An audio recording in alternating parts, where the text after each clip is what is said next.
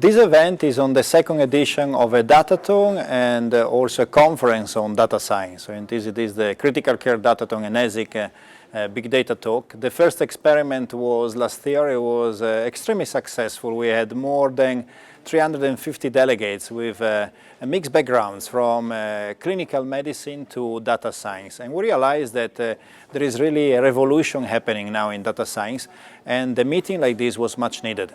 So this meeting combines a datathon in which participants are basically working in small groups, working with data sets, and a conference on data science where we explain to clinicians and to data scientists, we share information, we discuss really about what's happening out there and how data can be useful for the intensive care community to improve patients' outcome.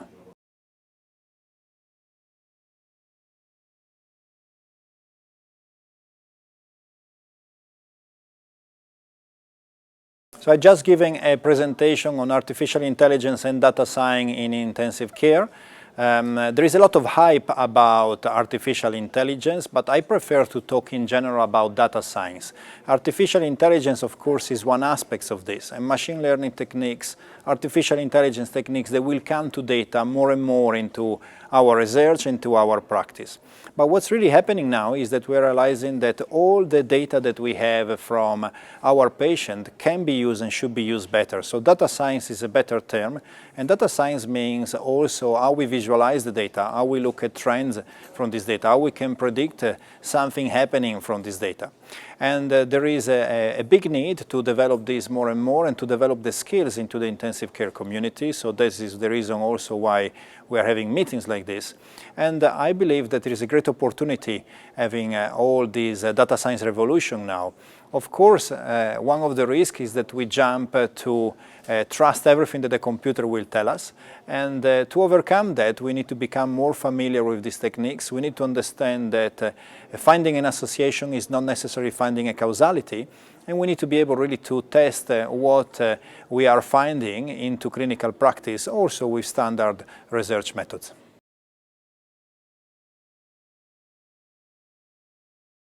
So in this event, we are going to have the MIMIC database again from MIT. And recently there is also being a release of a European database from Amsterdam, so we will see also if some participants will be able to use that too.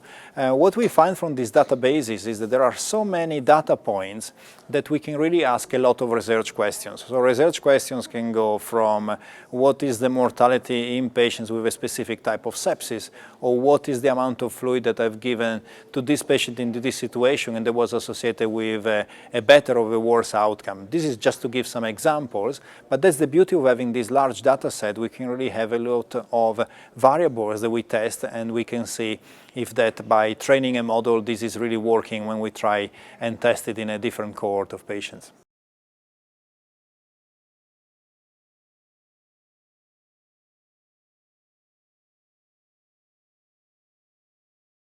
So data sharing is a big theme in conferences like this on data science in intensive care. And of course, when you talk about data sharing, you may be a bit scared because it comes to the idea of sharing patient data. But we have to understand when we talk about data sharing, we're talking about sharing completely anonymized patient data. And sharing data is going to be crucial, because if I share data from my institution with another institution, then it becomes a better validation of the algorithm that I'm testing, maybe in one database on the other. And by having more and more data, we can only do prediction better. We can only understand better what's happening at the bedside. Of course, we have to be very mindful. There are regulations out there, like the GDPR in Europe and local regulations. So we need to work with the regulatory bodies to make sure that we are sharing the data in the right way. But we believe, especially as European Society of Intensive Care Medicine, that it's going to be very important to work together and to find safe ways to share data for the benefit of our patients.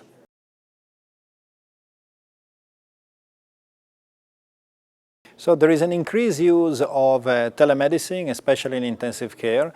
This is not really homogeneous around the world. There are some countries that are using it more than others. For instance, in the United States, it's definitely more prevalent than in Europe.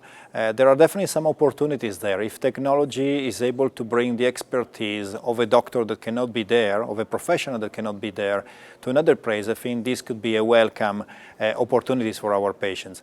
I don't like a scenario where there will be no need for doctors anymore and the telemedicine will just be done by algorithms that will pull the data and suggest therapies, and there will really not be a doctor there, especially because I'm very scared about losing the patient-doctor relationship. What we do in intensive care is not only looking at data and making decisions there, it's also taking care of persons, so real people. And for that, I think the human presence is going to be very important. So that's definitely a challenge that telemedicine has to take on to develop for the best care of the patients.